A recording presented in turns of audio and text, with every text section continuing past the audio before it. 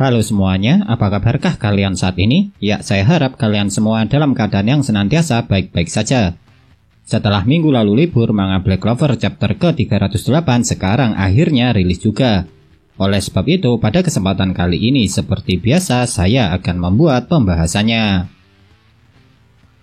Pada akhir chapter lalu, saat keadaan Yuno serta Langris tengah terdesak, akhirnya bala bantuan memang datang. Dan yang datang memberikan bantuan adalah Finral. Maka dari itu tidak aneh kalau di awal chapter ini kita langsung disuguhi dengan kelanjutan cerita pertarungan antara Finral dengan Langris yang tengah melawan Zenon. Walaupun baru tiba, tentunya Finral bisa langsung menyadari kalau adiknya itu sekarang tengah terluka parah, yang membuat tubuh Langris tidak akan mampu bertahan lebih lama lagi untuk terus melanjutkan pertarungan. Oleh sebab itulah mereka harus secepatnya mengalahkan Zenon sebelum stamina Langris habis dan tubuhnya benar-benar tumbang. Memang benar keputusan Finral yang ingin secepatnya dapat mengalahkan Zenon kalau menurut saya sangatlah tepat. Pasalnya kalau sampai Langris tumbang maka dia tidak akan mungkin lagi mempunyai kesempatan untuk dapat mengalahkan Zenon. Jangankan untuk mengalahkannya, bahkan kalau Langris sampai tumbang sebelum berhasil mengalahkan Zenon, maka bisa saja nyawa Finral juga ikut melayang. Tapi semua itu pada dasarnya hanyalah sebuah rencana belaka. Jadi keberhasilannya belum dapat dipastikan. Apalagi meski Finral serta Langris telah memadukan sihir ruang mereka, Zenon rupanya juga sudah dapat memahami kecepatan dan waktu pergerakan serta apa yang akan diincar oleh kedua kakak beradik ini. Dan bukan cuma itu saja yang dapat dipahami Zenon dari serangan gabungan Finral serta Langris ini. Soalnya dia juga telah menemukan bagaimana caranya untuk melancarkan serangan mematikan ke arah Finral dengan Langris. Itu berarti meski Finral beserta Langris sudah bekerja sama, kekuatan mereka masih berada di bawah Zenon. Terbukti dengan mudahnya Zenon menemukan banyak sekali celah yang dapat dia manfaatkan untuk bisa menang. Yang hal itu kalau menurut saya sangatlah wajar. Lantaran duet antara Yuno serta Langris saja masih bisa dikalahkan dengan sangat mudah oleh Zenon setelah dia menjalin kontrak serta mendapatkan jantung iblis dari Beelzebub. Apalagi cuma duet antara Finral dan Langris yang pada dasarnya pasti jauh lebih lemah dari perpaduan Yuno serta Langris. Akan tetapi mengejutkannya walau Zenon sudah dapat menemukan celah dari teknik gabungan milik Finral serta Langris, pada akhirnya dia masih saja terkena serangan dari kedua kakak beradik ini. Dan serangan yang dilancarkan oleh kedua orang ini juga berhasil membuat Zenon terkejut. Yang itu membuktikan kalau serangan gabungan Finral serta Langris kali ini sama sekali tidak terduga. Dan karena serangan sihir ruang milik Langris bisa menghapus apa saja, jadinya pertahanan sihir tulang yang dikatakan sangat kuat tersebut pada akhirnya sama sekali tidak dapat melindungi tubuh Zenon dari luka. Setelah Zenon mendapatkan jantung iblis dari Beelzebub, serangan yang dia lancarkan memang langsung berhasil membuat Yuno tidak sadarkan diri. Dan ketika Finral serta Langris bertarung, sang wakil kapten kesatria sihir Golden Dawn ini pun juga masih belum sadar. Namun pada chapter ini saat Yuno terbangun dari pingsannya, dia malah disajikan dengan sebuah pemandangan yang sangat mengejutkan. Pasalnya hal pertama yang dia lihat ketika sadar ialah telah berhasil dikalahkannya Finral serta Langris oleh Zenon. Bahkan keadaan mereka berdua bisa dibilang sangat mengkhawatirkan. Karena Finral seperti sudah tidak sadarkan diri dengan menggantung yang tubuhnya masih tertancap pada sihir tulang. Sedangkan Langris meski kelihatannya masih sadar, dia sepertinya juga sudah tidak bisa berdiri lagi setelah mendapat luka yang semakin parah. Itu artinya serangan mereka berdua yang sebelumnya berhasil mengenai Zenon belum dapat untuk mengalahkannya. Alasannya karena jantung iblis milik Zenon memang tidak mungkin dapat dihancurkan walaupun diserang menggunakan sihir ruang sekalipun. Yang itu memang benar. Sebab seingat saya sampai saat ini satu-satunya cara yang diketahui untuk menghancurkan jantung iblis adalah dengan menggunakan pedang anti sihir milik Asta. Seperti ketika iblis Zagreus dulu dikalahkan.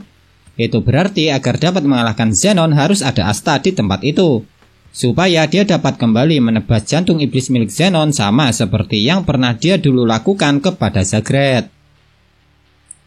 Yuno pastinya sangat terpukul setelah kalah kedua kalinya dari Zenon. Dan rasa terpukulnya itu semakin bertambah parah kala melihat kondisi Finral serta Langris yang sudah terluka parah dan tidak berdaya lagi.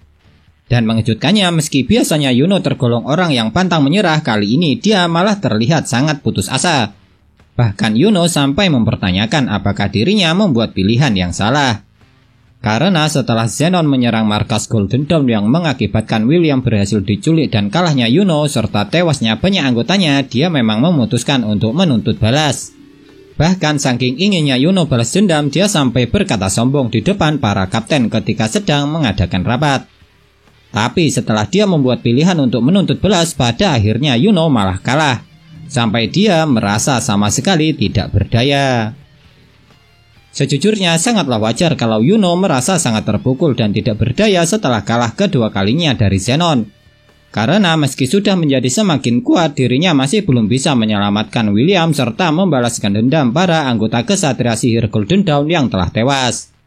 Dan di saat tengah putus asa itulah Yuno mengingat kembali apa yang dulu pernah terjadi padanya. Mulai dari dirinya yang disebut jenius dan harapan bagi desa, sampai kejadian terpilihnya dia menjadi kesatria sihir serta berhasilnya dirinya menjadi wakil kapten Golden Dawn. Dan bukan cuma sampai di situ saja. Yuno di kala tengah putus asa juga mengingat tentang Asta yang telah menjadi sahabat serta rivalnya sejak kecil. Dan karena mengingat Asta serta sumpah yang pernah mereka buat bersama, akhirnya walau dengan susah payah Yuno pun mencoba untuk bangkit.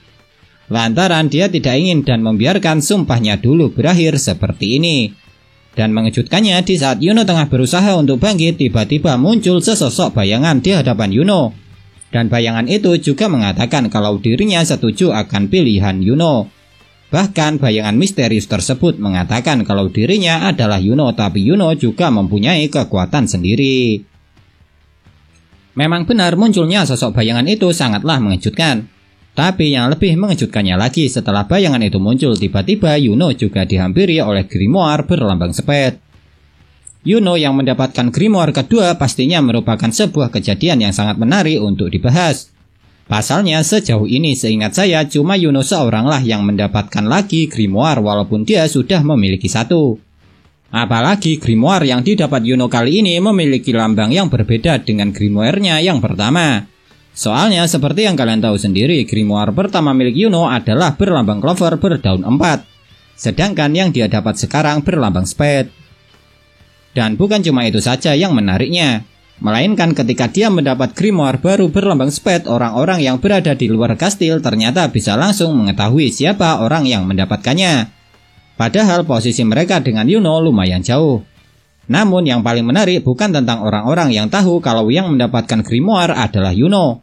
Melainkan mengenai ucapan Patri yang mengatakan tentu saja dia memperoleh sihir Lich dan Tetia. Dan kalau dilihat dari kata-kata Patri ini, seharusnya grimoire berlambang sepet yang baru didapat Yuno kali ini memiliki kekuatan sihir cahaya. Lantaran seperti yang kalian tahu sendiri kalau sihir angin Yuno memang sama dengan sihir milik Tetia. Sedangkan Lich memiliki sihir cahaya layaknya Patri.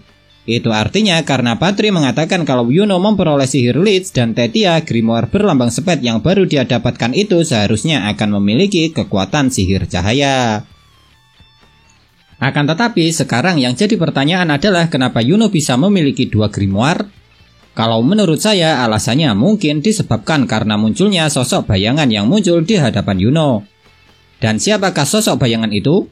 Jujur saja kalau menurut pendapat saya pribadi, besar kemungkinannya sosok bayangan tersebut adalah anak Lich dan Tetia yang sebelumnya pernah merasuki tubuh Yuno. Jadi karena di tubuh Yuno masih ada sisa jiwa milik anak Lich yang telah meninggal, maka tidak heran kalau dia bisa memiliki dua grimoire. Sebab pastinya kalian juga ingat saat dulu Patri masih berada di dalam tubuh William, walau ada pada satu tubuh, grimoire yang mereka miliki tetap berbeda. William memiliki grimoire clover berdaun 3, sedangkan grimoire Patri adalah clover berdaun 4. Tapi karena waktu itu William serta Patri memiliki kesadaran sendiri-sendiri, jadinya mereka tidak bisa ataupun belum pernah ditunjukkan menggunakan dua grimoire sekaligus.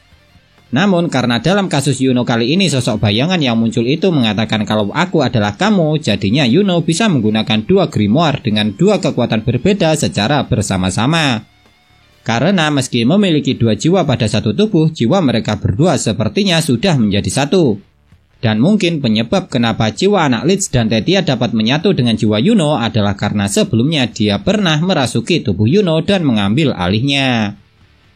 Sekarang setelah mendapat grimoire baru, pastinya kekuatan milik Yuno juga akan ikut meningkat pesat.